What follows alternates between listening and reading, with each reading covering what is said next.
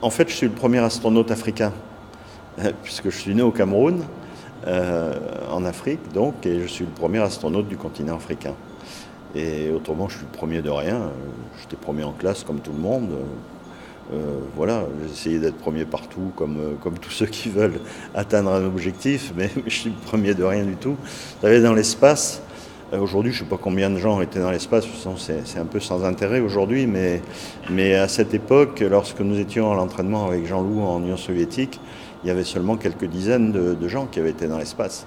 Donc c'était encore quelque chose de tout à fait nouveau, d'impressionnant. Quand nous sommes arrivés à la Cité des Étoiles, en Union soviétique, réellement, c'était comme pénétrer dans une cathédrale.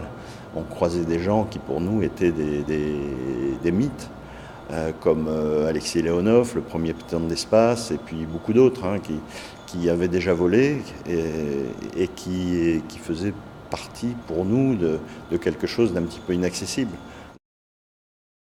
Moi, j'ai toujours voulu voler. À 4 ans, je voulais être pilote, donc je suis devenu pilote en faisant l'école de l'air, pilote de chasse.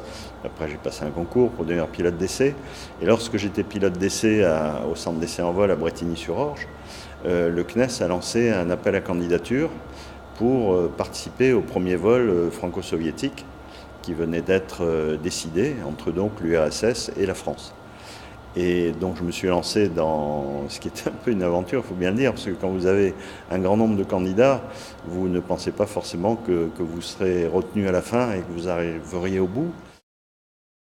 J'ai été dans l'espace, non pas avec Soyuz finalement, mais avec la navette américaine Discovery.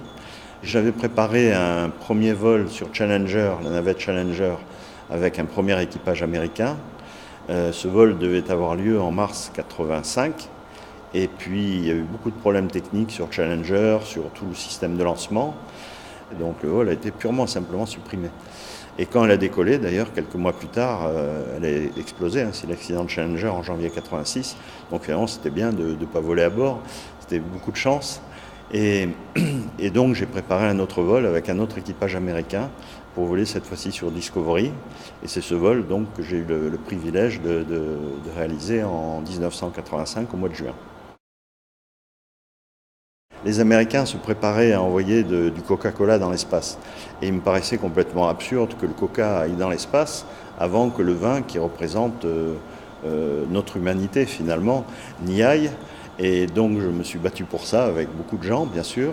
Et finalement, j'y suis parvenu. J'ai amené un échantillonnage de vin et un vin particulier qui est du Lingebage 75, bon, qui est un grand vin de Bordeaux, mais bon, c'est un hommage surtout au vin, davantage qu'à un vin en particulier. L'exploration dans l'espace, c'est Mars, Curiosity, qui nous fait tous rêver et qui est une grande réussite, mais qui est un robot. Moi, mon rêve, c'est que l'homme pose le pied sur Mars. J'espérais le voir, j'espère toujours le voir, je n'y participerai pas, bien sûr, mais j'espère qu'on posera le pied sur Mars dans les années qui viennent et qu'on se réveillera un peu au lieu de continuer à tourner sans fin autour de notre planète. J'ai poursuivi un rêve qui était l'espace, j'y étais, j'ai poursuivi d'autres rêves qui étaient de voler, j'étais pilote d'essai à Airbus, à Toulouse, on a développé tous les Airbus que vous connaissez bien à Toulouse. Mais enfin, ça devenait un peu lassant parce que ces avions commerciaux ne sont plus aussi passionnants qu'avant quand il s'agissait de développer une industrie nouvelle. Ça a été fait par des pionniers que tout le monde connaît à Toulouse, comme Bernard Ziegler, Pierre Beau, et ceux qui ont créé Airbus à cette époque. Aujourd'hui, c'est devenu très différent, Airbus. Donc mon rêve aujourd'hui, ce n'est plus l'aéronautique, ce sont les enfants. Et je travaille beaucoup en Afrique sur un grand nombre de projets pédagogiques, parce que je pense que le plus important, ce n'est pas la terre qu'on laissera à nos enfants, c'est les enfants qu'on laissera à notre terre.